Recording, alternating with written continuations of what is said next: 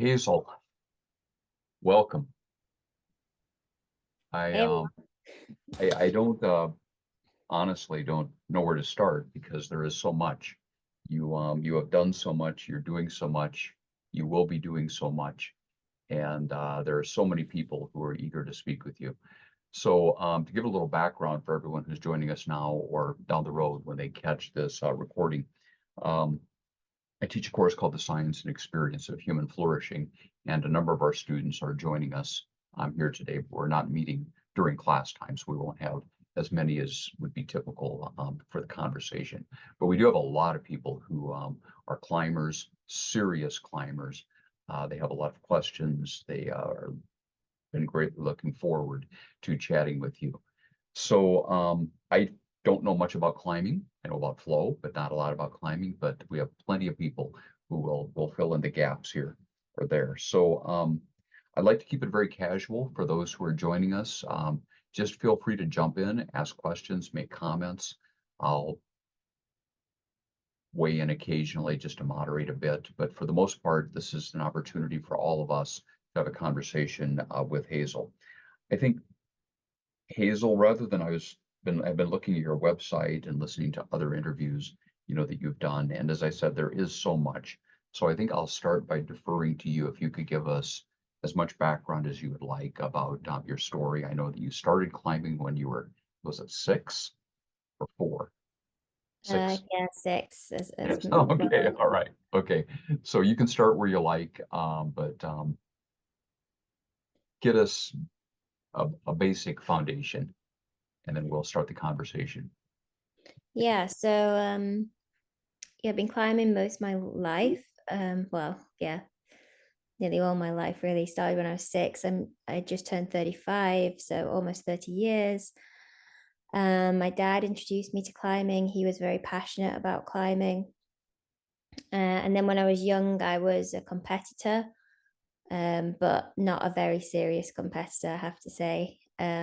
Not compared to what climbing competitions are like now, but I did really enjoy it.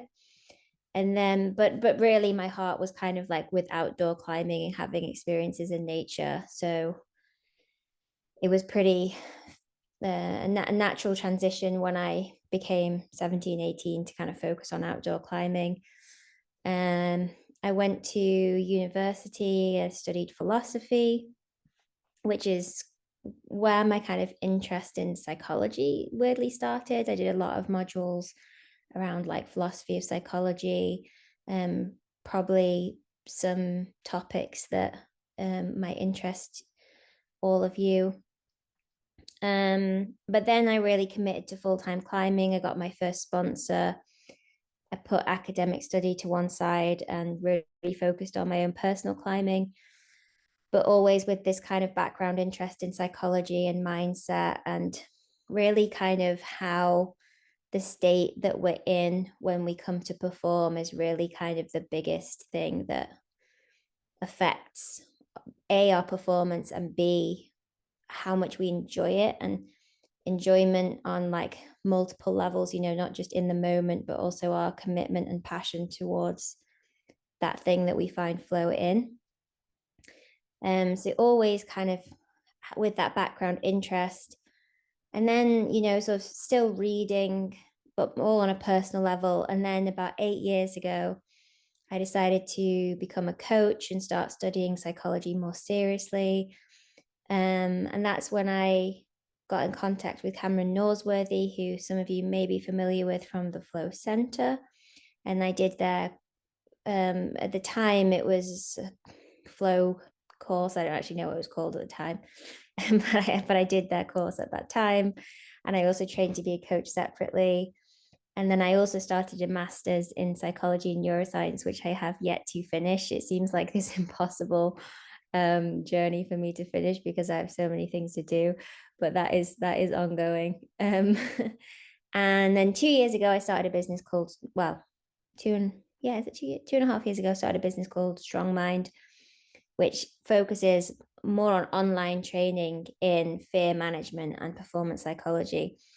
Last year, we created a course called Performance Hacks, which was a lot about how to access flow and be focused, for how to access flow and be more focused as climbers.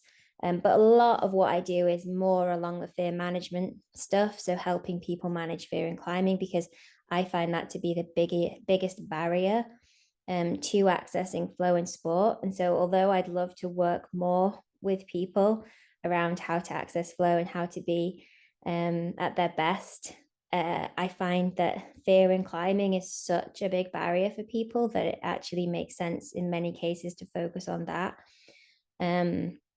It's kind of like the low hanging fruit for a lot of people. But yeah, still very much interested in the performance side of stuff. And yeah, that's kind of it. I'm still also very committed to my own personal climbing, but I'm also pregnant right now. I'm 5 months pregnant, so just trying to do everything and try and stay healthy, but not be too crazy about climbing all the time. So yeah, Sure. that's kind of my whole life Well, story in well, a few minutes. well, I'll tell you what, Hazel, there've been a couple of obvious omissions. You're being very modest. Can you talk about some of your achievements? Because you've got some great ascents. You've got some really big time achievements and a movie. So can you chat a bit Yeah. about a little bit about those, and we'll open it up. Yeah, I mean, with climbing achievements, I mean, I don't know how many people in the room are familiar with climbing, because with climbing achievements, it's saying them to people who don't understand climbing doesn't really make any sense. But I was sort of first British woman to climb different grades in climbing. So I was the first British woman to climb E9. And God, that was over 10 years ago now. I was first British woman to free climb El Cap. So that's not free solo, but it's climbing it with your hands and feet. And yeah, I don't know what to include, but I guess people know me as sort of being able to manage my mind. And so I've done some routes and climbs that, where there's consequences, where certain parts of the climb you wouldn't want to fall. But I also don't think I am a fearless climber at all. Like, I definitely have worked very hard at fear management in climbing, and I consider it a skill that needs to be developed alongside the other skills that need to be developed in climbing as well. And I don't think actually people think I'm kind of naturally very brave, but I think I'm actually a very middle of the road person when it comes to sort of fear and risk management. And yeah, in terms of films, I've been in many climbing films, but in 2022, I went to Greenland with Alex Honnold and a team of people. And some of you may have seen the TV series. There's a 3-part series about that expedition. I think what's annoying is it's very different in different countries. I don't know where the majority of you all are, but I know that it's on Disney Channel on the Nat Geo bit in the USA.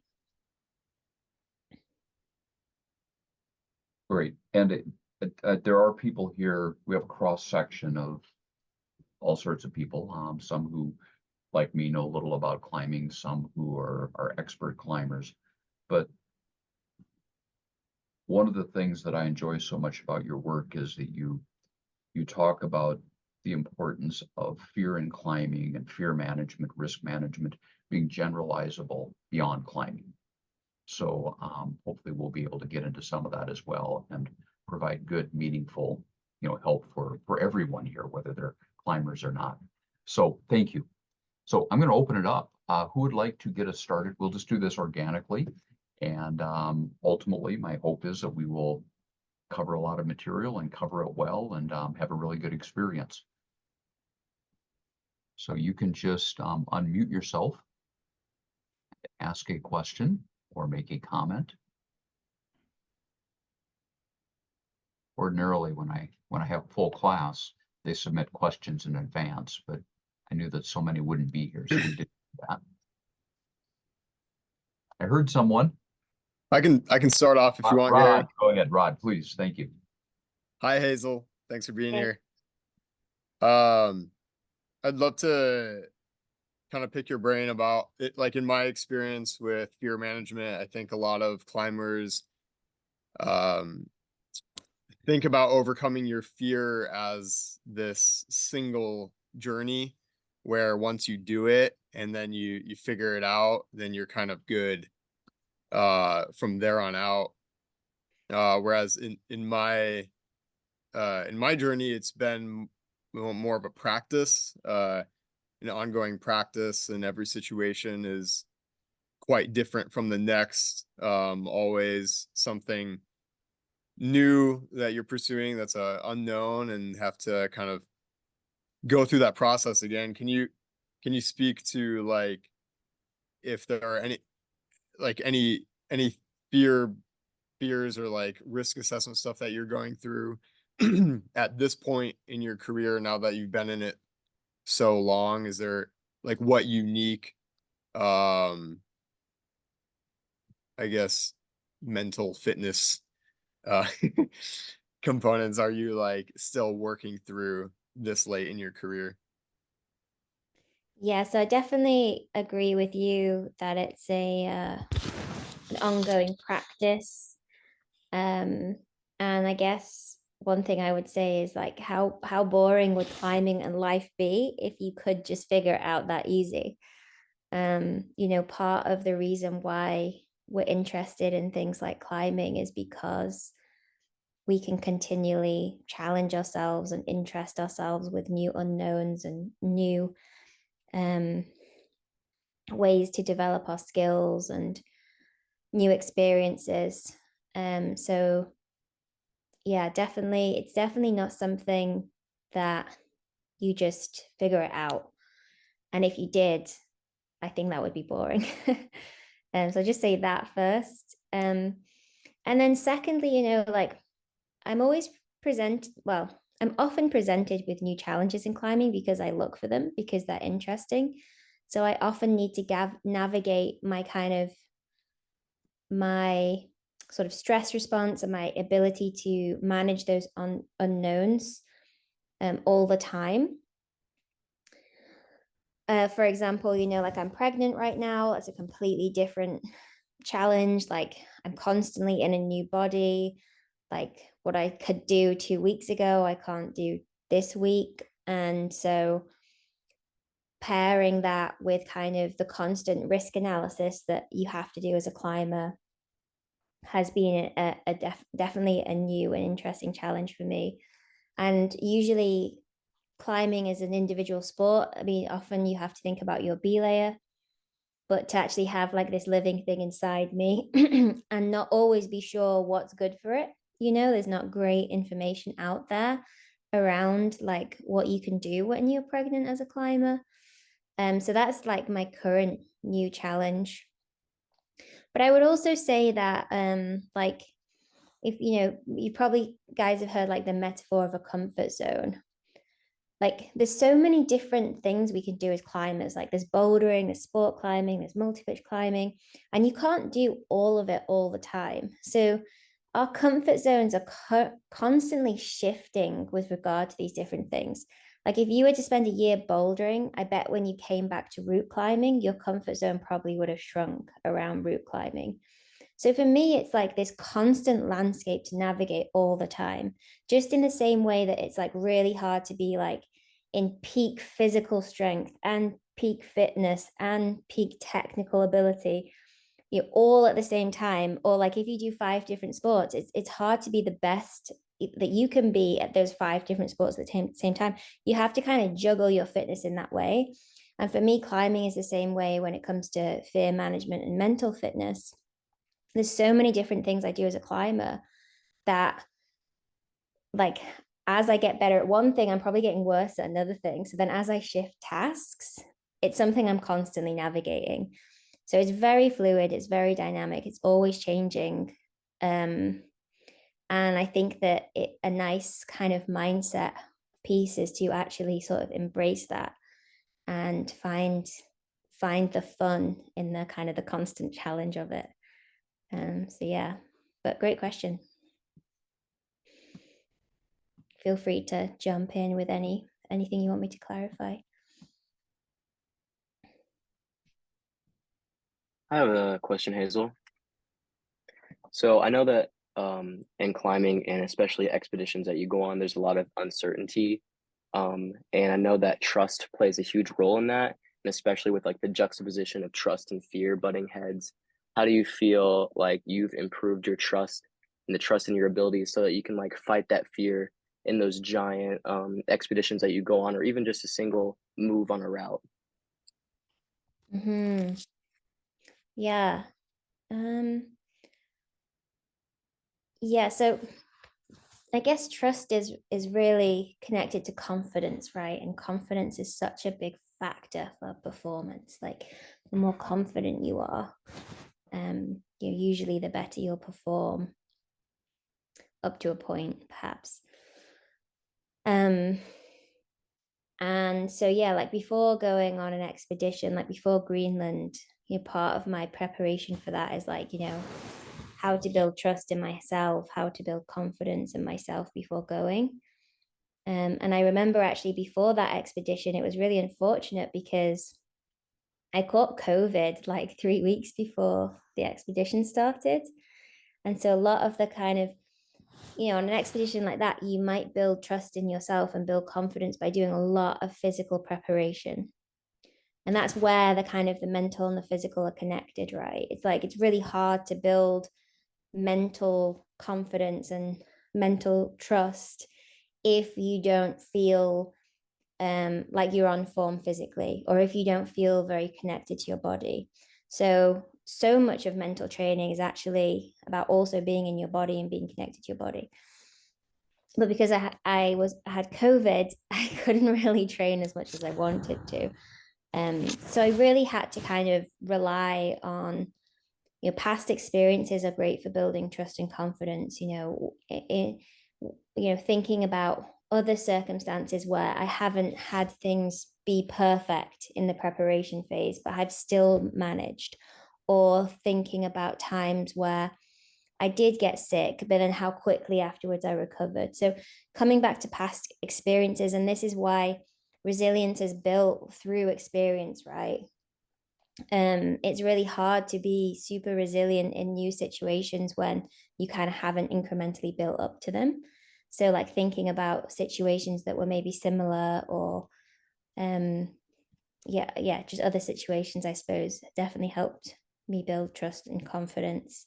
And then also thinking about my team as well. An expedition is such a team intensive thing. It's not just you, it's not even just you and your climbing partner. We had like a minimum of 10 people probably at any one time on that part of the expedition. So going, okay, well, these people can pick up the slack for a bit while I still recover, or while I'm getting fit.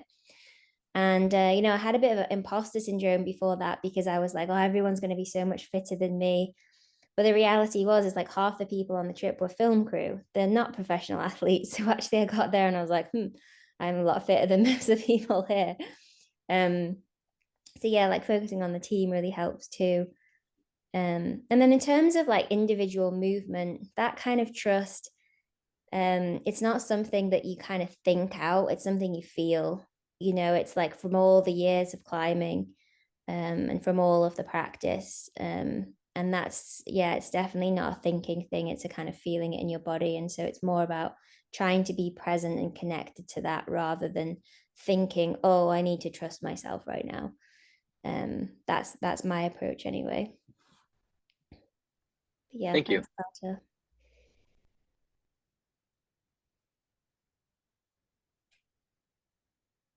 We do have a comment here in the chat from Maria, who says she watched the movie on Disney, and comment is really awesome. So thanks, Maria. Next question. Hi. So I was just wondering, you've done many expeditions and you've had many experiences where your climbing has been in a scary situation. Could you talk specifically what you were feeling in those moments, and then maybe what you did to control your flow state or your mental fear?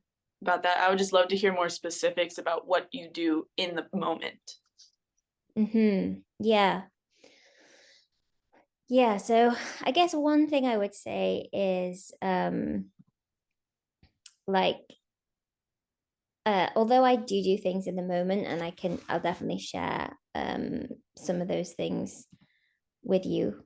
One thing I would say is that when it comes to fear management, it's never enough. There's nothing you can do in the moment that's enough that replaces intentional, like for example, in climbing, like a lot of the work I do is around fear of falling, and people think that there's some kind of magic wand, right, where if they think this thought or they do this breath exercise or something like that, then it kind of like will just bring down their stress levels and they'll just be able to focus in the moment. There's nothing that will take you from like panic to relaxation. You know, I mean, maybe, but I don't think so. Not in my experience. There's the tools that you can use in the moment might take you from panic to being able to manage slightly better what's going on for you in that moment. But most of the work has got to be done slowly and incrementally. If you're just starting to climb, I imagine if you'd been on the expedition that we were on in Greenland with all of the loose rock and such an epic adventure with so many unknowns, so many risks, that would have completely freaked you out unless you were like some crazy superhero person, right? It's going to be an environment that you can't manage. So you do have to incrementally expose yourselves to these sorts of stimulus that are more and more stressful, but you're able to manage them more. So like with full practice is the mechanism by which you would expose yourself to falling, and then you would become more and more comfortable with it over time. You can't just start doing something in the moment. You actually have to do that practice. You actually have to have those experiences. And that's the same for anything in life. Like if you have social anxiety, there's not something that you can just do that switches off your social anxiety. Like you actually have to put yourself in social situations and become more comfortable. Same with public speaking. I was scared of public speaking, and then I just had to slowly do bigger and bigger speaking jobs, and I became more comfortable with it. So just to say that first, but yeah, there are some things you can do in the moment, and these things can adjust your stress response. And they can, if you're scared and you're a bit too stressed and you notice your kind of performance drop and you notice you're distracted, then you can use these tools to bring your stress levels down. But equally, for sport performance, we also don't want to be so relaxed that we're actually kind of bored and apathetic. And I imagine some of you guys are familiar, with the flow channel and kind of like optimal levels of stress. I actually don't know like your level of exposure to this content, but I guess Gary could jump in if he thinks that you don't know what I'm talking about. But anyway, breathing is massive. So like deeper breaths that you feel in the belly with an emphasis on the exhale are really great for bringing stress levels down. Pairing something stressful with an exhale is also great. So like, for example, if you're a climber, if you can exhale throughout a fall, that's something that's going to help you make that fall more relaxing. So breathing is massive. Also, just like focusing on your breath as a way to be present is also really useful. So much of our fear and stress arises because we are worried about what may or may not happen in the future, or we're thinking back to some nasty experience in the past. So actually just using mindfulness tools like focusing on your breath, or focusing on what something looks like in your visual field, or connecting to how your belly feels as you breathe in, or like doing a body scan where you kind of relax the muscles that are holding extra tension in the body. These things are like really helpful for bringing down stress. And then you can also do some like positive affirmations. Like some people respond well to that, some people don't. But you know, like sort of telling yourself that you are safe, or telling yourself that you trust your belayer, or telling yourself that, you know, you're okay where you are right now. These sorts of things can also help.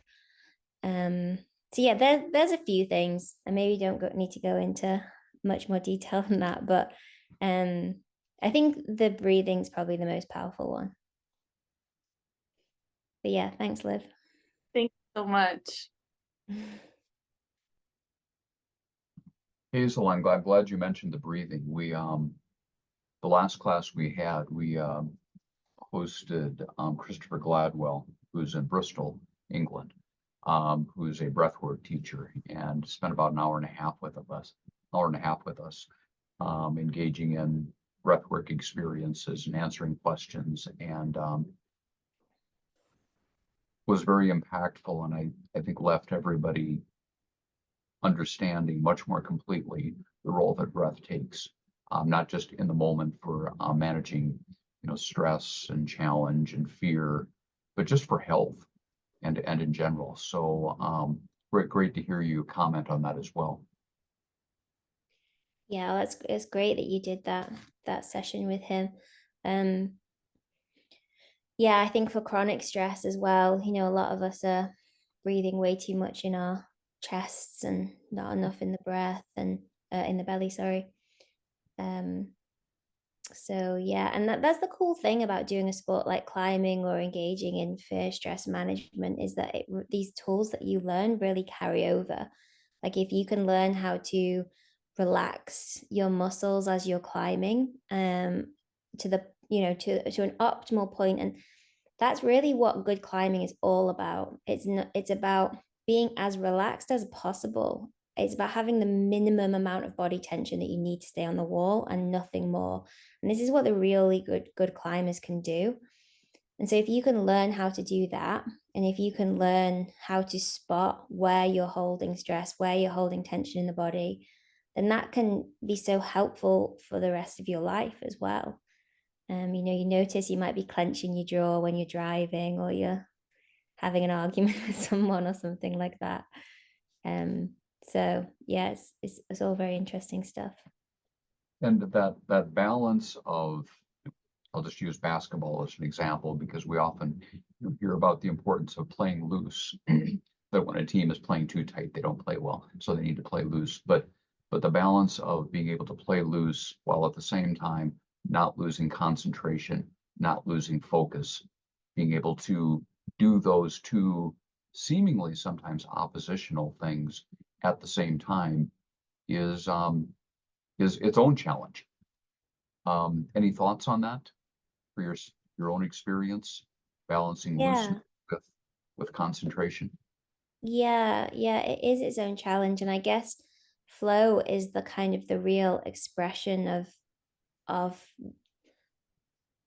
that, when it's kind of in perfect harmony, you know, when there's that level of concentration but without the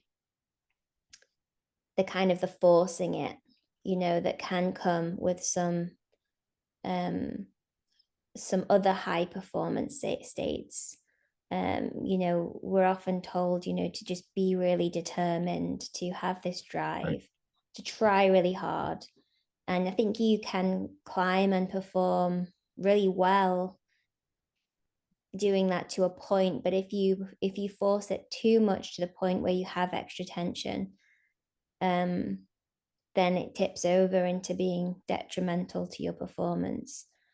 And that happens in climbing all the time, and it's usually as a result of some kind of fear.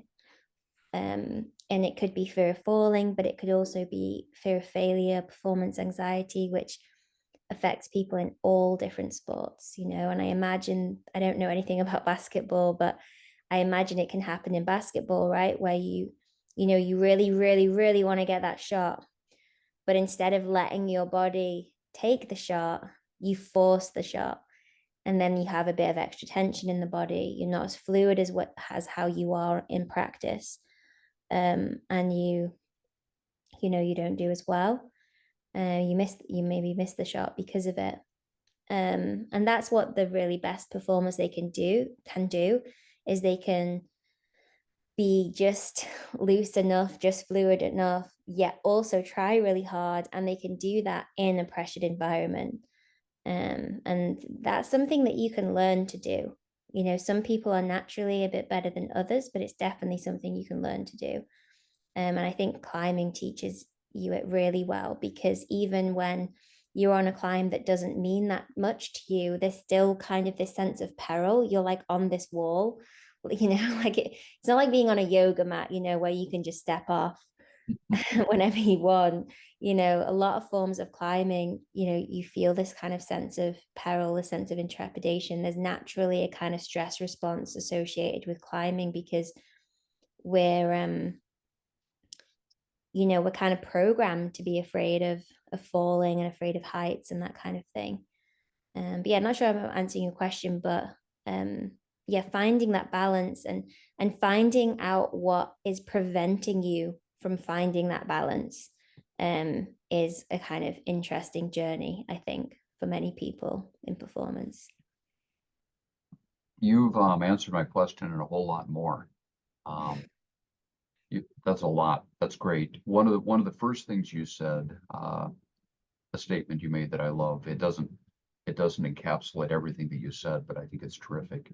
And that is concentration without forcing it. I think is a good way to describe much of what's going on there or needs to be happening. Let's see. Others, questions, comments.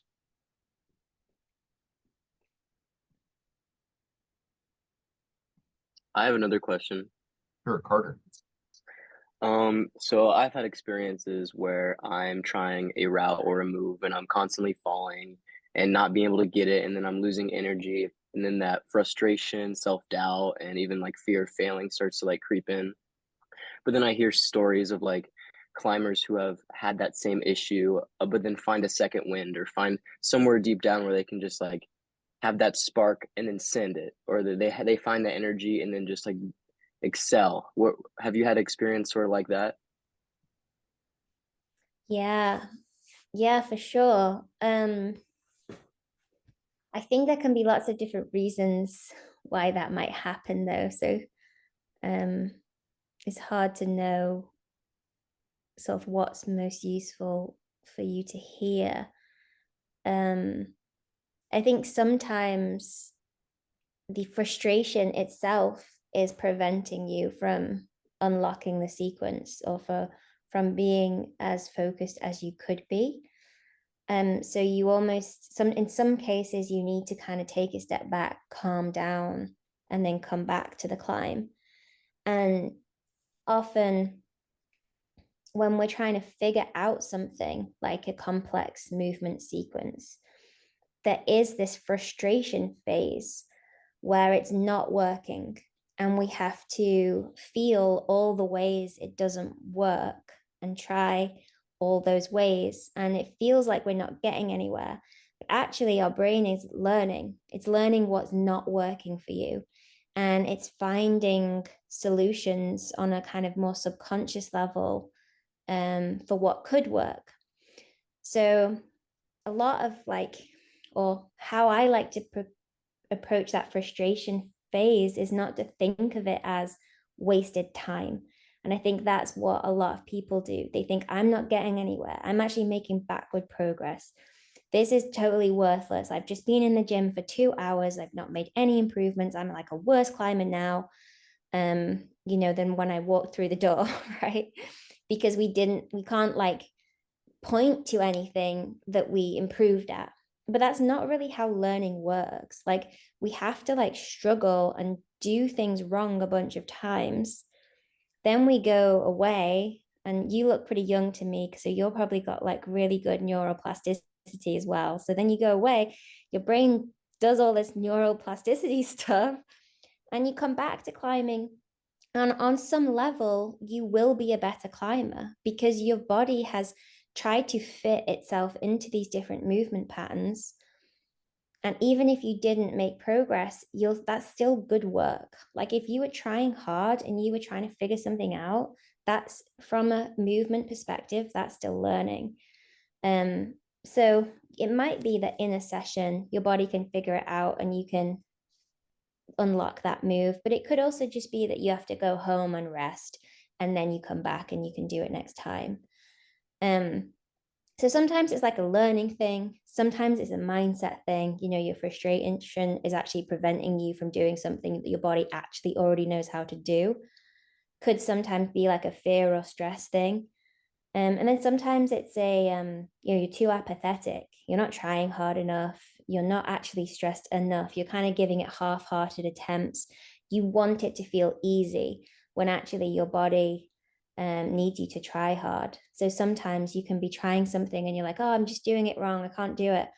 And then someone, this is what a good coach would spot. They go, how about you just give it a 10 out of 10 attempt? And then you get on the wall and then you give it that 10 out of 10 attempt.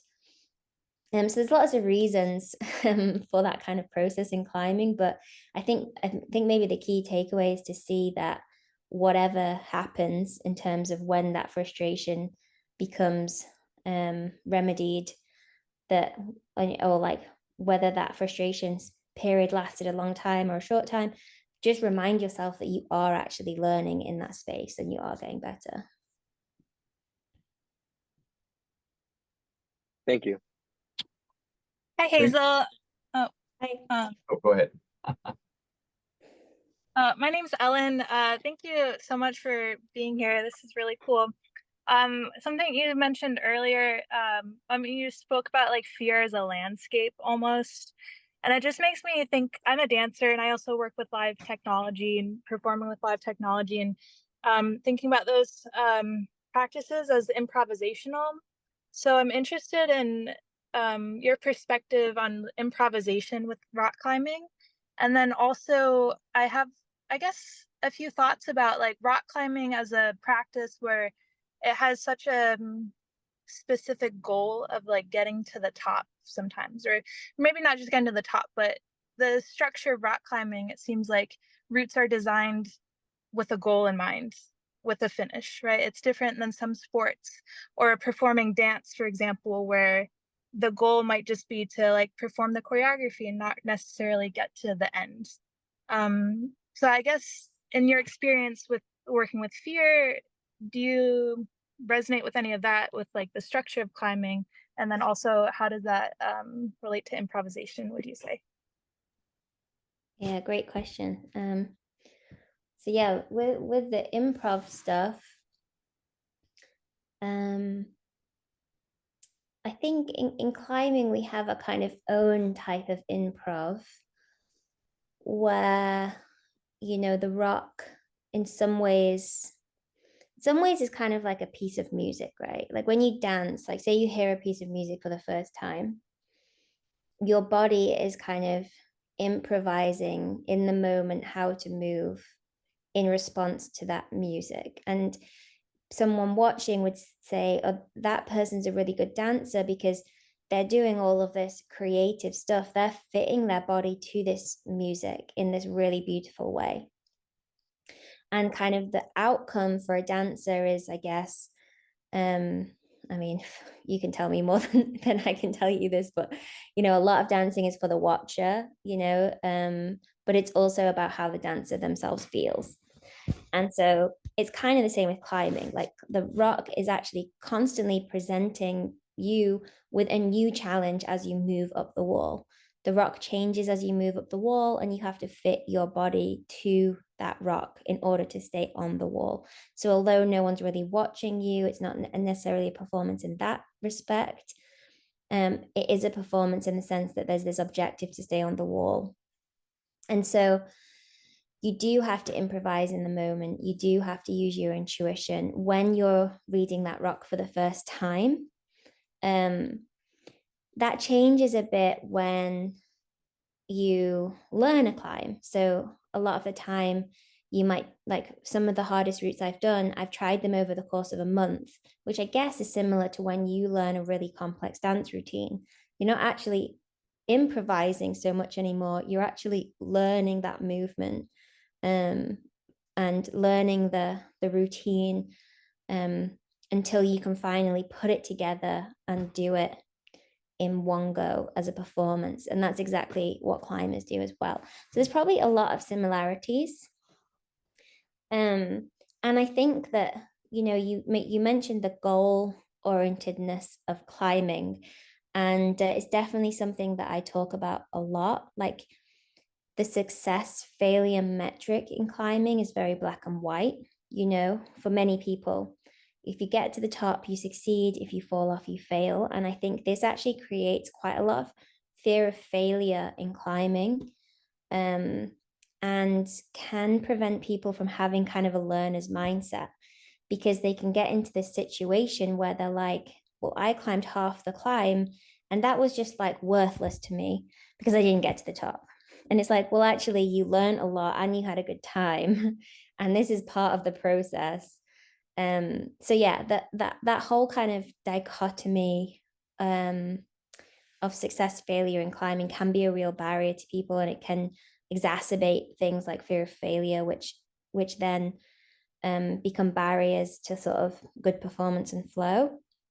But then again, we also, as climbers, often climb on our own with not many people watching. Whereas, as a dancer, there are unique pressures on you. You might have a whole audience watching you. And, to make a mistake in front of all those people, maybe you're getting paid for that. Maybe your reputation's on the line. So different sports and different performances have different challenges, but I think there's a lot of crossover as well, like massive amounts of crossover. But yeah, I don't know if that answers your question. Kind of more of just a discussion. It'd be interesting to hear what you think about it. I don't know if you climb as well, but I'm not a dancer myself. I'm terrible at dancing, actually.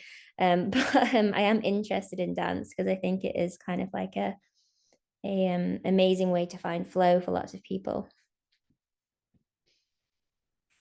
Thank you. Ellen, would you like to add anything else? Yeah, I guess I'm just I love this conversation. I think I'm really interested in like that kind of line of when it's improvisation on the rock climbing wall and when it's not. It's I feel like beta is everyone approaches it differently, and like the wall is like a kind of like it is like a living organism in a way. Like there's rocks falling and unpredictability, but at the same time you rehearse it. And yeah, I think this is just giving me a lot to chew on in terms of like what that means for fear and yeah and performance. Yeah. And even I think, even when you rehearse things, there's still some space for improvisation. Like sometimes I'll rehearse a climb really well. And then when I come to do it and I'm like really, really in the zone, I'm really in flow, I'll do something different because my body just like throws out this creative thing. And I'm like, wow, that was like the best beta that I could have come up with, and I did it in the moment, and I'm not even thinking in the moment that that's what's happening. It's only afterwards where I'm like, oh, I did that thing differently and it worked really well. So there's like a lot of space for improv in climbing and creativity in climbing, even when you are rehearsing, I think. And I guess that like great dancers can do that as well. They stick to the routine, but maybe there's like this like flair or like moment of like something slightly different that like puts their like unique fingerprint on a routine compared to another dancer, for example. So yeah, it's really interesting. And I think that if you are in that space, you're probably not going to be that afraid. Conversely, can you get into that space if you are very afraid as a climber? And I think that that can be, again, as I said at the start, is such a barrier for so many climbers. That they're not unlocking their full creative potential when they go climbing. They're not unlocking their ability to be as focused and in flow as they could do because there's some fear there. which I guess is probably similar in dancing too. Like, can you perform at your best as a dancer if you're petrified of what everyone in the audience thinks? So yeah. Yeah, thank you, Ellen. Thanks for adding more, and feel free to add more if you like at any point. All of this takes me back to the dimension of flow, loss of self-consciousness, about which we still don't know a lot. Of any of the 9 dimensions, it's the one that it has been the least researched. It's the most difficult to measure.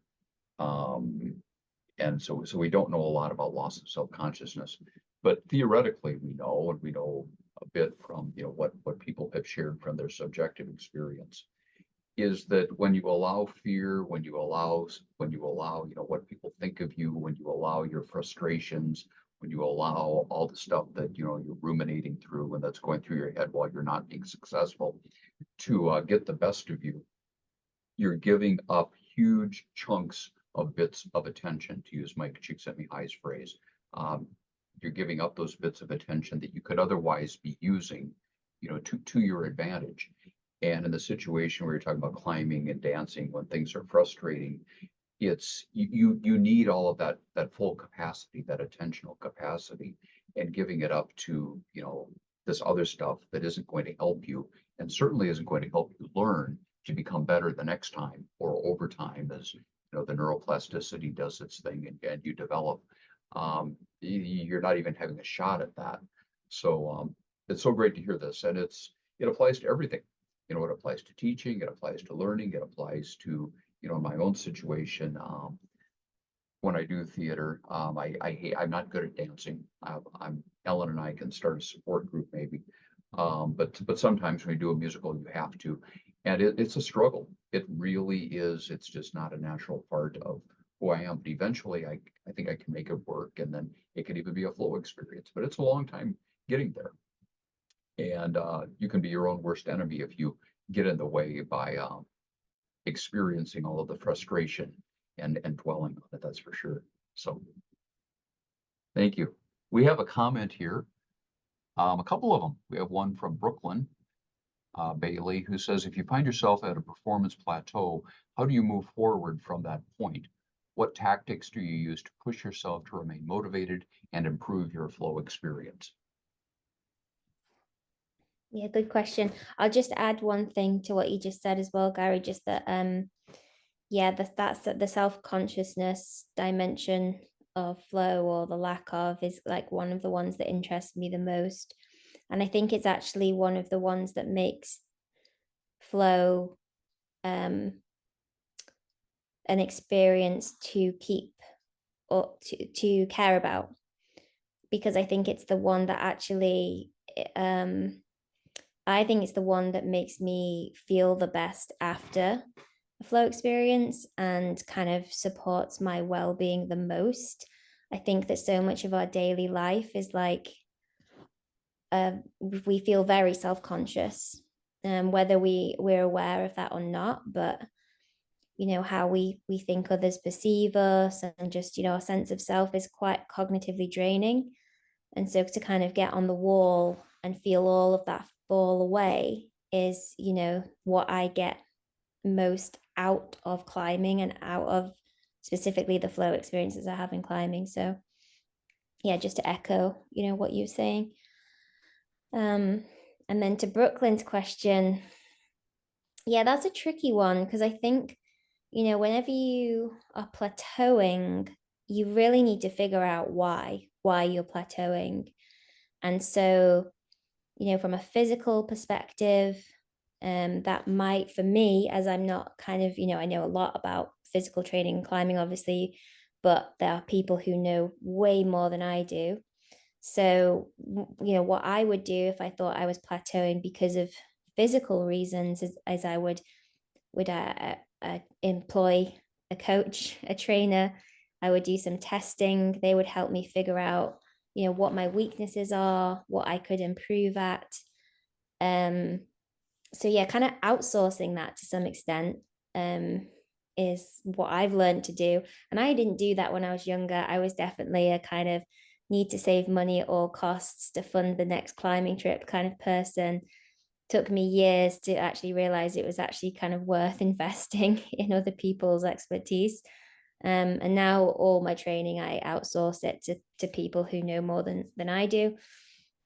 And then in terms of it potentially being a mental barrier to progression, a lot of self-reflection, I think, to figure out, why I would be in a plateau. Am I not motivated enough? Am I not focused enough? Do I need to set goals? Do I need to set less goals? What's getting me excited? What's not? These are the questions maybe that I would ask myself if I thought that being in a plateau was because of more mindset factors. So yeah, the tactics really is mainly to just find out what's going on there. Of course, I also think, age and how much of your life you've spent climbing is a factor. I talk to younger climbers and they expect to be improving their grades every month. And I think, like when you've climbed as long as me, you can't be improving your grade all the time. So part of it can also be about letting go of those performance metrics and actually just focusing on having flow experiences, learning as much as you can. And I find that if you focus on challenging yourself and having good experiences, the grades and the results and the accomplishments, they when they become secondary, they're actually almost more likely to happen in a way. If you're intentional, you shouldn't drift along either. It's definitely a balance. But there's so many people who are so obsessed with tracking their performance and hitting the next benchmark that it really prevents them from being focused in the moment. And if you're not focused in the moment, you just can't learn, you can't really progress, and you're not going to be having as much fun. So for me, it's like, do those things first. And then if you're like, I'm still not performing, then kind of try and figure out what's going on for you. But yeah, I hope that kind of answers your question, Brooklyn. Great. And then to Brooklyn, Brooklyn is in another course I teach called the Creative Experience, where we talked a bit about flow this semester, but not nearly as much as we did in the flourishing class. So Brooklyn, when you take the human flourishing course next semester or in the near future, we'll talk more about this. And one of the things that I stress, and it runs counter to a lot of what you hear in the popular culture, but Hazel and I are certainly on the same page regarding this, is that you don't want to chase flow. You don't want to chase happiness. You don't want to chase flow. Those things need to come out of the experience as a natural part of the work that you put in and getting better and better and better at it. And there's more to it than that, but that's a big part of it. And then the flow is the experience of flow. And then enjoying the flow that you have experienced after the fact is something that comes from the work, but showing up and doing the work and all this other stuff is what matters, not trying to flip a switch to make flow happen. And I know you're not suggesting that, Brooklyn, but I just wanted to make sure that everybody understands that it's important. Not everybody does get that.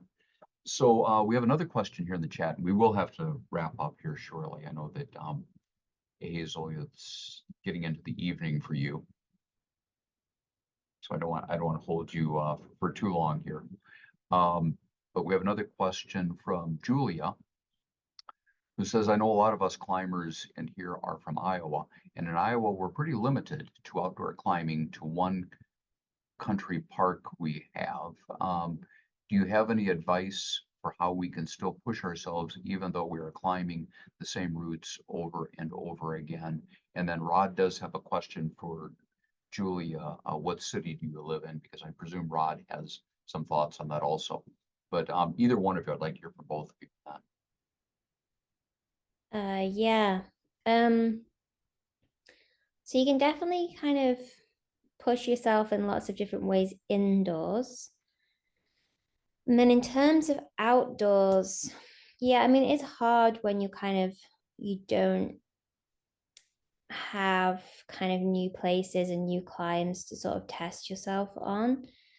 And without knowing kind of more about those areas, it's kind of hard for me to know what to suggest. But kind of, I guess, like the most helpful thing I could say is like, how can you be creative around changing the challenge? Like, I think that a lot of people think that the climb is the only thing that dictates the challenge. But like, what if you climbed it on lead instead of top rope? Or what if you tried to climb it as fast as you could? What if you tried to climb it as efficiently as you could? What if you tried to climb this start of this climb into the end of this climb? Or what if you took away certain holds on the climb? Like, often climbs will have like a resting position that breaks up the climb and enables you to reset mentally and rest physically. What if you didn't allow yourself to rest on that part? Would it then turn into this like awesome endurance challenge? So yeah, like thinking about things more creatively and like thinking a bit outside the box. And again, it comes back to this idea of a learner's mindset. Are you just going to the crag so you can keep ticking the same routes, or do you want to go to the crag so that you can learn and develop and kind of stay motivated, in which case you're probably going to limit yourself less to what you're doing. So there's some ideas, but it's easy for me to say all of that. You do have to be motivated to do that stuff. And I think trying to jump on opportunities to travel where you can is also a big one as well. But we have the problem here that it rains the whole time. So even though we have lots of different climbs, it's rare that we actually get to climb on them because it's constantly raining. Rod, do you have anything to add? I know that when you joined my class several years ago, you said that there's a lot of great climbing in Iowa, a lot of limestone out there that is ready to be climbed. So if you want to comment on Julia's question, or if Julia, you'd like to indicate where you're living, that'd be great too. Yeah, I definitely have some opinions on that. I think being in Iowa has actually been one of the best things for my progression as a climber. Did 2 years in Iowa. That's where I started climbing when I was a freshman in college. And then I actually moved to Colorado, where, I don't think anyone would argue about the access to a variety of climbing in Colorado. I kind of got the peace of mind that I was looking for when I was out there, about progression. I realized that I did improve when I was out there, but I didn't improve because of what I had access to. I improved because I put in a lot of intentional effort to improve. So I came back with that same mindset to Iowa. And what I noticed was that because we have less rock, I was actually forced to focus on my weaknesses and forced to go and do the climbs I maybe wasn't initially attracted to. I kind of went through this process of learning to love what we have, and then also forcing myself to take these climbs that I was intimidated by, and maybe they addressed certain climbing weaknesses that I had, and I actually improved significantly. So I've done the climbs at Pictured Rocks. There's still tons of climbing I haven't done at Ozark Wildlife Area, Indian Bluffs. If you have the will to explore almost any county park, state park, whatever it might be, you can find a lifetime supply. And what I mean by that is that we don't have as much rock as, say, Colorado or Utah or anything like that. I'm not going to argue that. But the amount of rock that we do have is absolutely enough, more than enough to keep you busy for many lifetimes. And I think people don't quite realize the extent to the possibilities that we have in Iowa. And I think you can only know once you're standing under the rock. But I do encourage everyone on this call, if you have any doubt, you can message me or just go out and explore. I think the more I climb, a lot of people find a lot of value in knowing information, knowing what routes are out there, knowing what parks are out there. But the more I pursue this journey, I realize how much value there is in not knowing that information too, and going and seeking it yourself.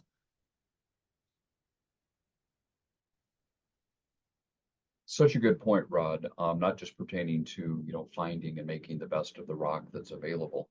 It's a theme for those who are joining us from this other course, the creativity course, that we talk about quite a lot in there. It's a recurring theme, is the importance of operating within constraints, because much creativity comes from recognizing and accepting and dealing with those parameters, that you have no choice over, but figuring out one way or in many ways, coming together to figure out how to solve that problem in spite of those constraints or with those constraints. So you speak to that very well. Thank you. Yeah, I would just add as well that, like, we have actually very little rock in the UK, even though we have this real history of climbing. But one thing we've done is we've really, really, really made the most of every tiny scrap of rock. And it's crazy, like, when people visit from places like the US or from mainland Europe, they're like, why would you ever climb that? So sometimes you also just need to drop your standards a little bit and try and, like Rod said, make the most of what you have, and not only climb on the stuff that's inspiring, because sometimes even when you look at a piece of rock and you're like, oh, that looks terrible, actually you can have a lot of fun if you kind of get started, and get engaged with it and be creative with it. So yeah, it's a nice analogy, like kind of trying to create art with like less supplies or something, like go out into nature and create art rather than buy loads of expensive oil pastels or whatever. Yeah. And anywhere. I mean, people who are in business who have to serve a client, there are restrictions, there are parameters, there are things that, you can't just be crazy and just, come up with something that's, outside those parameters. That's the reality. And,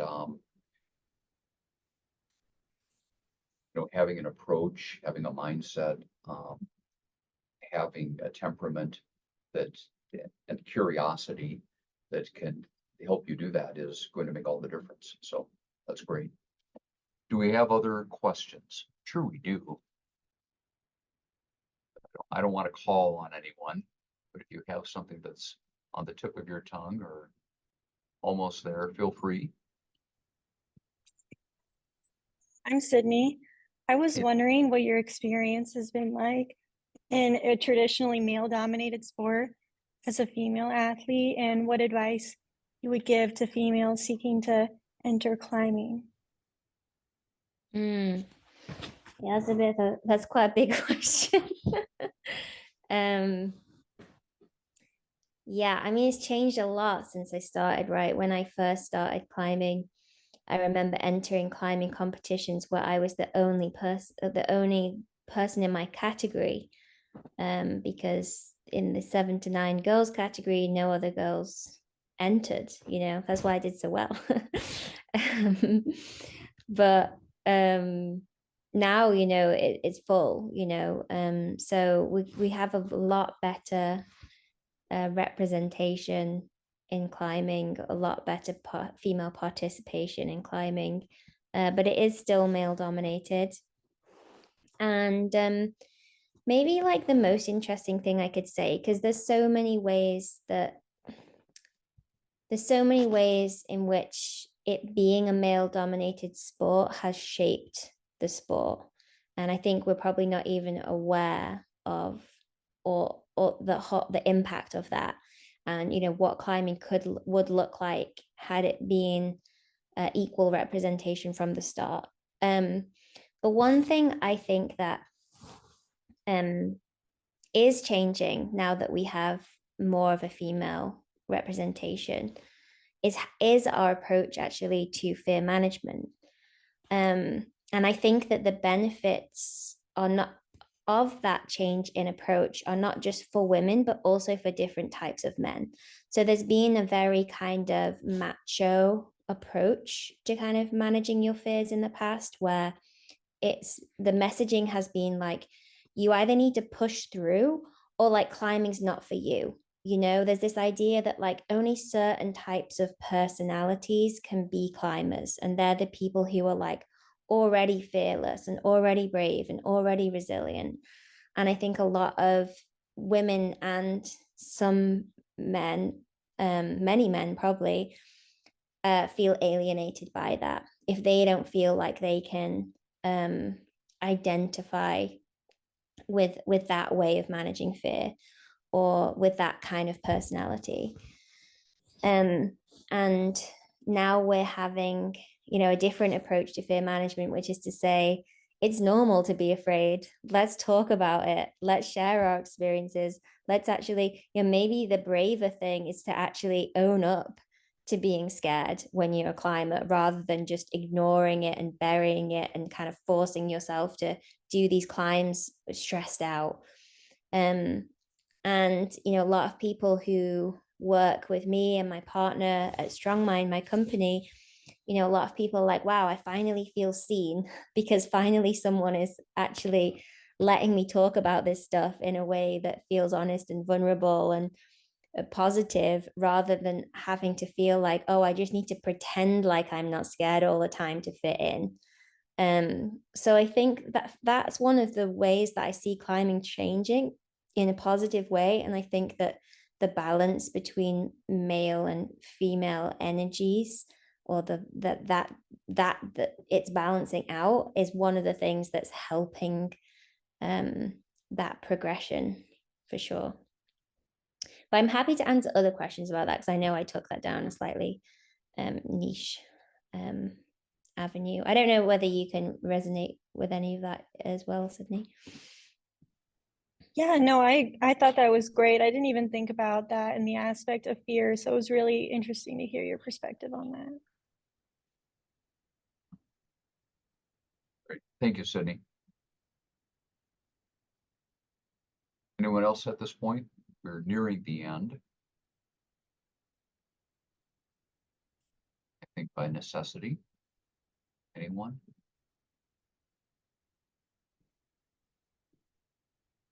I'm going to comment on one thing here. I think you touched upon it,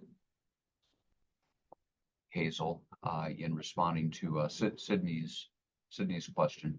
So I'm reading a draft of Sue Jackson's upcoming book, for which she's interviewed you extensively and quotes you extensively, which is a very good thing. And in the book, she talks about your conversations about eustress, or positive stress. Alluded to some of that. Do you want to just take a couple of minutes to talk, for those who may not be familiar, may not be versed in that, what eustress is, why it matters, and how it applies to climbing and to life in general? Yeah, so when we help people with fear management, we differentiate between two different types of stress, eustress and distress. It's kind of common to think of stress as just negative, whereas acute stress is actually really helpful. It's what gets us out of bed in the morning. It's what helps us perform to a certain point. Obviously, there's optimal levels of stress that we need for different performances, but stress is still an important factor, because you can think of it also as physiological alertness, and we need to be alert for the things that we care about. But it can be helpful to differentiate between eustress and distress. And just to kind of define those terms, eustress is a kind of stress which feels positive. When we have eustress experiences, we feel like we're able to cope still. They feel manageable. And it's kind of more of that like exciting type of stress rather than like, oh my God, I'm terrified kind of stress, or oh my God, I can't manage kind of stress. And whenever we like finish having an experience where we felt eustress, we often want to do that thing again. We might need a rest, but we're generally left with this positive feeling in relation to the thing that caused the stress. Whereas distress, and this is where it relates really well to fear management, is that if we have too distressing an experience, so distress is when it becomes so stressful, it's a bit more negative. We don't feel like we can manage the experience. We don't feel like we can cope. We don't feel like we have the resources to meet the challenge level. When we have experiences like that, this creates negative associations with the thing that we're doing. And you can think of that as like fear memories. You can also think of trauma experiences as doing that as well. And that's so important from a fear management perspective, because it means that if we want to create more positive associations with the thing that we're doing, so like climbing, for example, we really want to be like aiming to have eustress experiences. And we also want to be able to know the difference. So many people come to me for coaching and they think it's totally normal to be in distress all the time when they're climbing.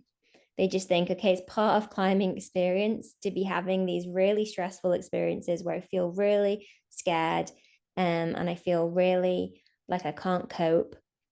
And so it's kind of my job as a coach to help orient those people more towards eustress experiences rather than distress experiences. So it's really important from a kind of fear management perspective.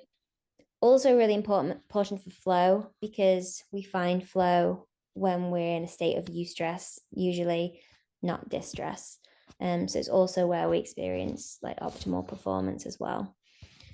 So like a massive thing that we do with our students in our online courses is help people build the skills so that they're better connected to their stress responses. Because just knowing that we need to be in eustress is not enough, right? We also need to know what it actually feels like in the moment, and whether we need to change our experience to better orient ourselves towards eustress rather than distress. Does that answer all the things you No, said, no, Gary? that's good. That's great. That's carved that out and addressed that perfectly. I'm going to make one more call here for any questions or comments. 18 of us here. Anyone else? Or you can put it in the chat. Here we have something from Maria. Okay, for anyone who can't see this, I'll just read it quickly. I want to acknowledge Hazel's company's strong mind. I took flight school at the beginning of last year, which has impacted my climbing immensely. I am able to do proper fall practice, and I know when to take breaks. In the past, I would push myself really hard, too hard, where I would climb panicked. I still have lots of work to do, and I've learned this journey is more of a roller coaster in a good sense, rather than just uphill progress. Anyway, thank you. Thank you, Maria. Yeah, thanks, Maria. Thank I you, thought I Hazel. recognized your name. I was like, is that the same Maria Fallon who did the course? Yeah, thanks for joining this as well. And good to hear that it's still helping you and that you're still practicing. It's always good to hear that. You know, I can't wait until later today or tomorrow at the latest that I have a transcript of this and I can spend some time really poring over all that you and others have had to share, because there is so much here, so much, great advice, great content, tremendous insights, all very, very good, packed into a very, very tight period of time. So the recording will be available. We'll have that available and we'll upload it to the Flow Channel page on Facebook. If you want to email me, you can certainly do that. I'll put my email in the chat. I can send you a link to that if you want to access it that way.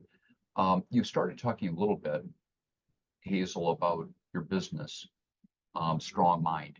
Is there more that you'd like to add about that, or how people can get in touch with you, how they can pursue opportunities of, for maybe working with you?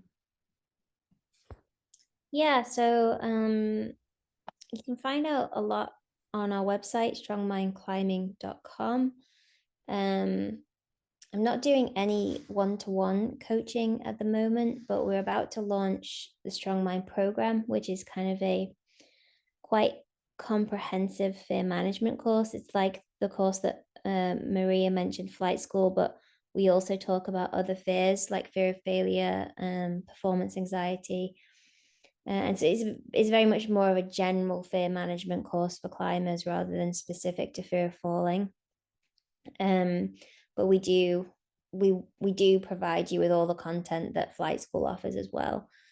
But we also just have a lot of great kind of like free resources as well on the website. We have a free public community as well, that you can join. You could join that through the website.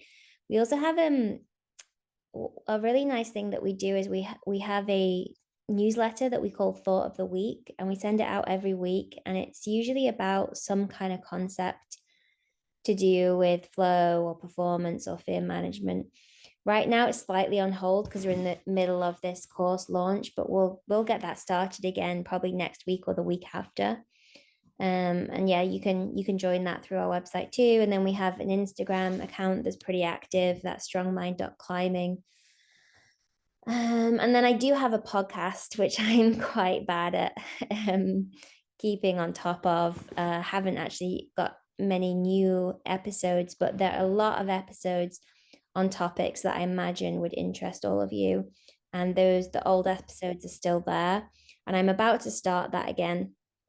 I was actually wondering if Gary maybe would be a guest, which you probably heard a lot of what he's got to say already. So maybe I don't know if you'll listen to that one, but the plan is to get a lot of different guests on over the coming months and sort of restart that again. No, absolutely. I owe you. And we can keep going back and forth if you like. Someday we will have our podcast up and running. It would be great to have you there as well. This has been so great. Anyone else? Last chance. I keep saying that this time. I really mean it.